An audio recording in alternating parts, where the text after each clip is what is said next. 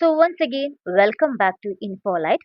നമ്മുടെ ഇൻഫോലൈറ്റിലെ first class ആണിത്.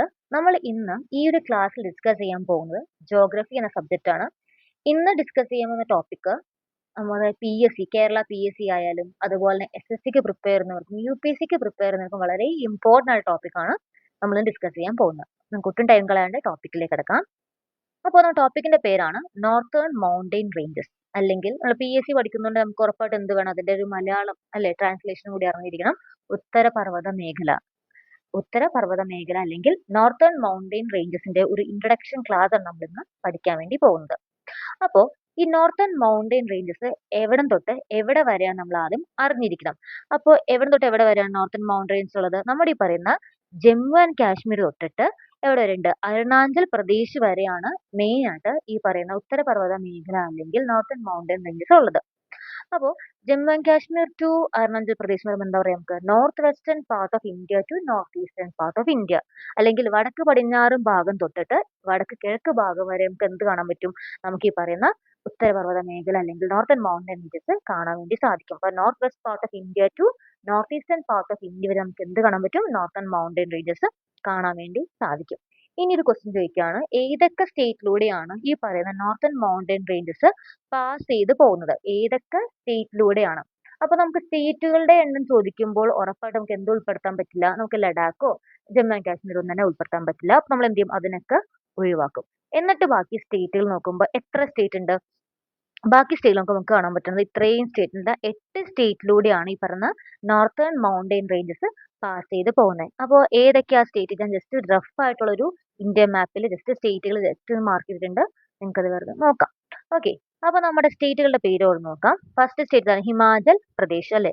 ആദ്യം ഹിമാചൽ പ്രദേശിലൂടെ പാസ് ചെയ്യുന്നുണ്ട്, പിന്നെ അത് ഉത്തരാഖണ്ഡിലൂടെ, പിന്നെ ഇവിടെ നേപ്പാളൊക്കെ വരെ പോട്ടെ, അത് പിന്നെ എന്താണ് നമ്മുടെ സിക്കിമിലൂടെ പാസ് ചെയ്യുന്നുണ്ട്, പിന്നെ നമ്മുടെ അറ്റത്തായിട്ട് ആരുള്ള അരുണാചൽ പ്രദേശ് ഉണ്ട്, പിന്നെ നാഗാലാൻഡിലൂടെ പാസ് ചെയ്യും, പിന്നെ മേഘാലയ, പിന്നെ മണിപ്പൂർ ആൻഡ് മിസോറാം. അങ്ങനെ 8 സ്റ്റേറ്റിലൂടെയാണ് മെയിൻ ആയിട്ട് എന്ത് പാസ് ചെയ്യുന്നത്?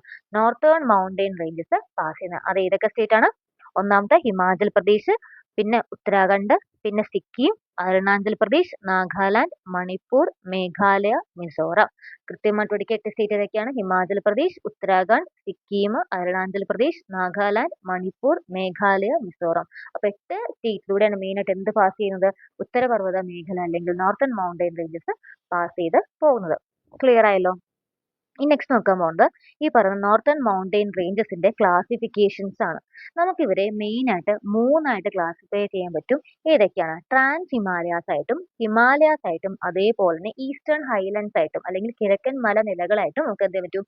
ഈ പറയുന്ന നോർത്തേൺ മൗണ്ടെയിൻ റേഞ്ചസ് ഡിവൈഡ് ചെയ്യാൻ പറ്റും. ഏതൊക്കെയാണ്? ട്രാൻസ് ഹിമാലയാസ്, ഹിമാലയാസ്, അതുപോലെ തന്നെ eastern highlands. Okay, trans Himalayas can be again classified 3 types. ഏതൊക്കെയാണ്? കാരക്കോറം റേഞ്ച്, പിന്നെ എന്താണ് ലഡാക്ക് റേഞ്ച്, അതുപോലെ സൻസ്കർ റേഞ്ച്. ഏതൊക്കെയാണ്? കാരക്കോറം റേഞ്ച്, പിന്നെ ലഡാക്ക് റേഞ്ചും സൻസ്കർ റേഞ്ചും.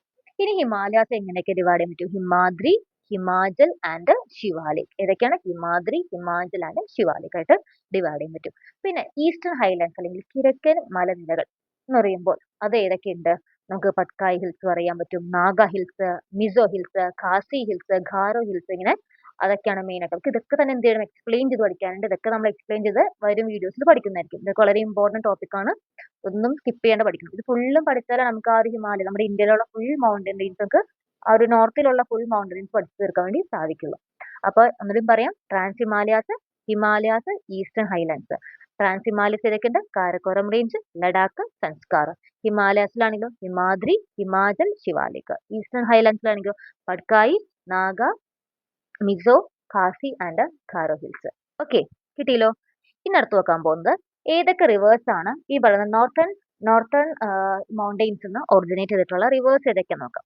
അപ്പോൾ മെയിൻ ആയിട്ടുള്ള റിവേഴ്സ് ഏതൊക്കെയാണ്? സിന്ധു, ഗംഗ ആൻഡ് ബ്രഹ്മപുത്ര. നമുക്ക് എല്ലാവർക്കും അറിയാം. ഓക്കെ അല്ലെ? ഈ 3 റിവേഴ്സ് മെയിൻ ആയിട്ടും അതിന്റെ ട്രിബ്യൂട്ടറീസും പഠിക്കാനുണ്ട് അല്ലെ? ആ ട്രിബ്യൂട്ടറീസ് എല്ലാം നമുക്ക് ഡീറ്റെയിൽ പഠിക്കാനുണ്ട്. അപ്പൊ ഇതെല്ലാം തന്നെ എവിടെ നിന്ന് ഒറിജിനേറ്റ് ചെയ്തിട്ടുള്ളതാണ്? ഈ പറയുന്ന നോർത്തേൺ മൗണ്ടെയിൻ റേഞ്ചസിന് ഒറിജിനേറ്റ് ചെയ്തിട്ടുള്ള ഒന്നാണ്. ഇനി കുറച്ച് ഇമ്പോർട്ടന്റ് ആയിട്ടുള്ള കുറച്ച് ചെറിയ നമുക്ക് ഫാക്ട്സ് റിലേറ്റഡ് നോക്കാം ഇതിനെ പറ്റിയുള്ള. ഇനി നമ്മുടെ ഈ നോർത്തേൺ മൗണ്ടെയിൻ റേഞ്ചസിലുള്ള മേജർ റിസോർട്ട്സ് അല്ലെങ്കിൽ സുഖവാസ കേന്ദ്രങ്ങൾ, നമുക്ക് മലയാളത്തിൽ നമ്മുടെ PSC എങ്ങനെ ചോദിക്കും? സുഖവാസ കേന്ദ്രങ്ങൾ ഏതെല്ലാം എന്ന് ചോദിക്കാം അല്ലെ?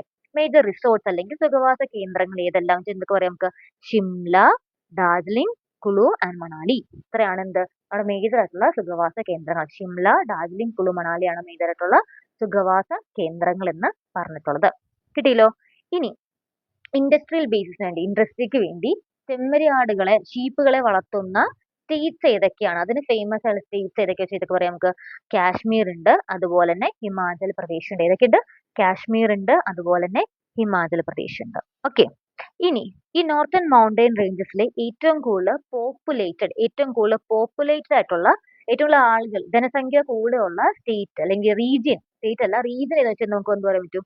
നമ്മുടെ ഹിമാലയൻ റേഞ്ചസിന്റെ, നമ്മുടെ ഹിമാലയൻ മലനിരകളില്ലേ, അതിന്റെ സദേൺ പാർട്ട് അല്ലെങ്കിൽ തെക്ക് ഭാഗത്താണ് ഏറ്റവും കൂടുതൽ നമുക്ക് പോപ്പുലേഷൻ അല്ലെങ്കിൽ ജനസാന്ദ്രത കൂടുതൽ കാണാൻ പറ്റുന്നത്. എവിടെയാണ്? Southern part of the Himalayan ranges ആണ്. പഠിച്ചേക്ക്. അപ്പൊ എവിടെയാണ്? Southern part of the Himalayan റേഞ്ചിൽ നമുക്ക് അല്ലെങ്കിൽ തെക്ക് ഭാഗത്താണ് നമുക്ക് ഏറ്റവും കൂടുതൽ പോപ്പുലേഷൻ കാണാൻ വേണ്ടി സാധിക്കുക.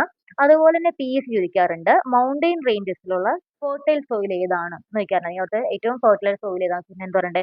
Mountain soil. നോർത്തേൺ മൗണ്ടെയിൻ റേഞ്ചസിലെ ഫെർട്ടൈൽ സോയിൽ ഏതാണെന്ന് ചോദിക്കുമ്പോൾ അതിന്റെ ഉത്തരം എന്താണ്? മൗണ്ടെയിൻ സോയിൽ ആണ്. കേട്ടോ. ഇനി നെക്സ്റ്റ് നോക്കാൻ പോകുന്നതാണ് importance of northern mountain ranges. നമുക്കറിയാം ഇപ്പൊ PSC കൂടുതലും സ്റ്റേറ്റ്മെന്റ് ക്വസ്റ്റ്യൻസ് ചോദിക്കാറുണ്ട്. അപ്പൊ നമുക്ക് കുറച്ചുകൂടി അതിനെ പറ്റിയുള്ള സ്റ്റേറ്റ്മെന്റ് ആയിട്ടുള്ള കുറച്ചുകൂടി ഫാക്ട്സ് നമുക്ക് അറിഞ്ഞേക്കാം. അപ്പോൾ ഫസ്റ്റ് പോയിന്റ് പറയുന്നത് എന്താ വെച്ച് കഴിഞ്ഞാൽ, ഈ ഏൻഷ്യൻ ടൈം തൊട്ട് നമ്മുടെ ഇന്ത്യയിലേക്ക് വരുന്ന ഫോറിൻ ഇൻവേഷൻസിനെ ഒരു പരിധി വരെ ഈ പറയുന്ന നോർത്തേൺ മൗണ്ടെയിൻ റേഞ്ചസിനെ തടയാൻ സാധിച്ചിട്ടുണ്ട്. അതാണ് ഫസ്റ്റ് പോയിന്റ് പറയുന്നത്. ഓക്കെ, അതാണ് ഫസ്റ്റ് പോയിന്റ് പറയുന്നത്. രണ്ടാമത് എന്താണ്? The monsoon winds are blocked. ഈ പറയുന്ന നമ്മുടെ നോർത്തേൺ മൗണ്ടെയിൻ റേഞ്ചസിൽ വന്ന് ഈ മൺസൂൺ വിൻഡ് ബ്ലോക്ക് ചെയ്തിട്ട് ഈ നോർത്തേൺ സ്റ്റേറ്റ്സിന് എന്തുണ്ട്? അവിടെ മഴ കിട്ടാറുണ്ട്. അത് കിടന്നു പോവാണ്ട്, ഇന്ത്യയിൽ നിന്ന് പുറത്തേക്ക് പോവാണ്ട് ആ മൗണ്ടെയിൻ റേഞ്ച് തടഞ്ഞു നിന്നിട്ട് എന്ത് ചെയ്യുന്ന? ആ മൺസൂൺ വിൻഡ് അവിടെ നിന്ന് നമ്മുടെ നോർത്തേൺ സ്റ്റേറ്റ്സിന് മഴ കൊടുത്തു. അപ്പൊ എന്താണ്? Monsoon wind are blocked bring rain across the north India. North ഇന്ത്യയിൽ നല്ല മഴ കിട്ടാൻ ഒരു കാരണമായി മാറിയത്.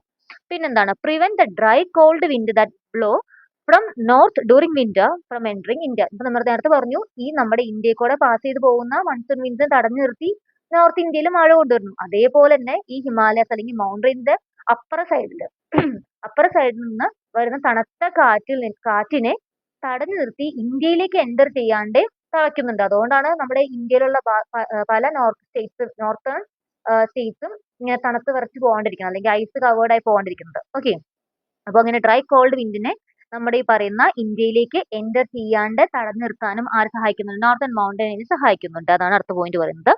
Lead to the emergence of diverse flora and fauna. അല്ലെ, നല്ല കുറെ വെറൈറ്റി ആയിട്ടുള്ള പ്ലാന്റ്സും ആനിമൽസ് ഒക്കെ എന്ത് ചെയ്യുന്നുണ്ട്? നമ്മുടെ ഈ പറയുന്ന നമുക്ക് നോർത്തേൺ പാർട്ടിൽ കാണാൻ വേണ്ടി സാധിക്കുന്നുണ്ട്. അത് ഇതൊരു കാരണമാണ്. ആൻഡ് ഒറിജിൻ ഓഫ് റിവേഴ്സ് നമ്മൾ ഓൾറെഡി ഡിസ്കസ് ചെയ്തിട്ടുണ്ടായി. ഗംഗ, ബ്രഹ്മപുത്ര, സിന്ധു പോലുള്ള പല നദികളും അതിന്റെ പല ട്രിബ്യൂട്ടറീസ് ഒക്കെ തന്നെ ഒറിജിനേറ്റ് ചെയ്ത് എവിടെ നിന്നാണ്? ഈ പറയുന്ന നോർത്തേൺ മൗണ്ടെയിൻ റേഞ്ചസ് ആണ്. അതുകൊണ്ട് ഇന്ത്യയിൽ ഇത്രയും മാത്രം നമുക്കൊരു റിവേഴ്സ് സിസ്റ്റം തന്നെ, നല്ലൊരു ഫുൾ ഫ്ലെഡ്ജ് സിസ്റ്റം കാണാൻ സാധിച്ചതിൽ ഒരു വലിയൊരു പങ്കാണ് ആർക്കുള്ളത്? Northern mountain റേഞ്ചസിനുള്ളത്. അപ്പോൾ ഇത്രയും കാര്യങ്ങളാണ് നമ്മൾ ഇന്ന് ഈ ഒരു വീഡിയോയിൽ ഡിസ്കസ് ചെയ്യാൻ ഉദ്ദേശിക്കുന്നത്. ഇത് ഒരു ചെറിയൊരു ഇൻട്രഡക്ഷൻ മാത്രമേ ആയിട്ടുള്ളൂ, എന്നാൽ നല്ല രീതിയിലുള്ള പോയിന്റ്സ് നമ്മൾ ഡിസ്കസ് ചെയ്തിട്ടുണ്ട്. അപ്പോൾ ഇത്രയും കാര്യങ്ങൾ പഠിച്ചു വെക്കുക. സോ വീഡിയോ യൂസ്ഫുൾ എന്ന് തോന്നുകയാണെങ്കിൽ നിങ്ങളുടെ ഫ്രണ്ട്സിനും ഷെയർ ചെയ്യാം. അതുപോലെ തന്നെ ചാനൽ ആദ്യമായിട്ടാണ് കാണണമെങ്കിൽ ചാനൽ സബ്സ്ക്രൈബ് ചെയ്യാനും വീഡിയോ ലൈക്ക് ചെയ്യാനും മറക്കരുത്. Thanks for watching.